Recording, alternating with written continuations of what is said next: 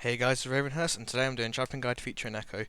My champion page is this, and these are the runes and masteries which I currently use. I currently do like a standard mage for both my masteries and my runes. This allows me to do some very high damage in very early on and also very late game with a standard 2109 for my masteries.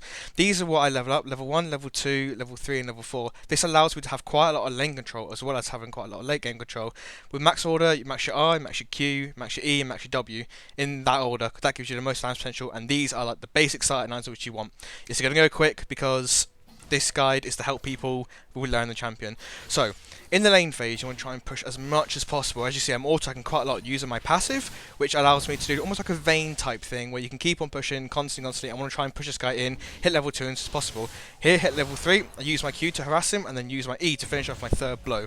This third blow lets me do a lot of damage. Now, once you hit level about 4, so you need to try and ward up, and putting in that ward position really does help you. And if you do get ganked, you want to get some like this, where you want to E away, throw your W down as early as possible, and try and just delay them. As you can see, right as I started running away, the stun and the shield came off, which allowed me to survive from the gank and the ignite. At level 9, I come down for a gank, but you should do this a lot earlier. Unfortunately, when I come down, I only get a ward, but this is fine as a mid laner. You just want to try and deny as much vision control, and just try and get your team as many goals as possible. You can also focus on going on top lane ups, and as you can see here, you can get a really easy kill on the jungle if they try and like proxy type gank you.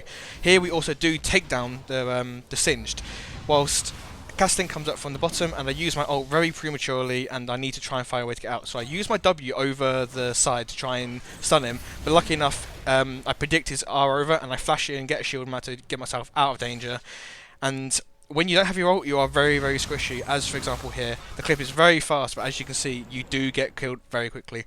Once you hit about level 11, you have your second bit of ult, you can E in, right click, the Kalista, and she's down. She walks back into it and kills herself. You can use your R and instantly one-shot the jungler because you've got so much AP with your Melanomicon and your Sorcerer's Boots, as well as the AD carry also finishing off. Now you can just run away, get back and buy it, and then go back to mid lane where you can start pushing them in again and start doing the same thing. Now that you can do this, you can also ping your jungler and you can try and do dragon. You can do dragon very easy as Ekko, because you can stack multiple times. You can stack your passive multiple times and do a lot of damage to a point where not even the enemy jungler have issues. Another fight erupts around about dragon.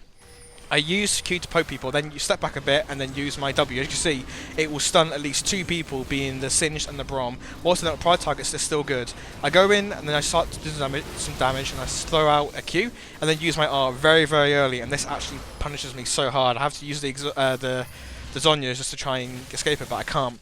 If you can't get in these situations where you can't fight, split pushing is one of the best things about Ekko.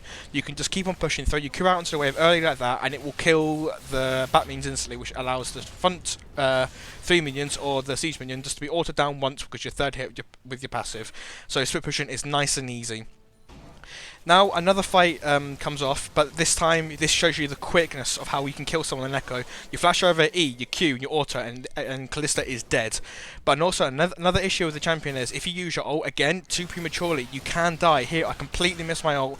Lucky enough I am hyper fed, so I can kill her really quickly. I also take out the Braum, but because I use my ult in such an aggressive way, I do end up dying to the Rengar. Get myself a triple kill, but unfortunately I still died to him. And overall, I reckon Ekko is a really strong champion. I still much prefer him in the top lane than I do mid, but as you can see, he does have quite a lot of power in early and late game. So if I were you, I would definitely try and pick him up, especially in top lane. If you can't try him in top lane, then I would try and get him in mid. Thank you guys so much for watching. I really hope you enjoy this about 4-minute long video. Remember to like, comment, subscribe, and I will see you next time. Cheers.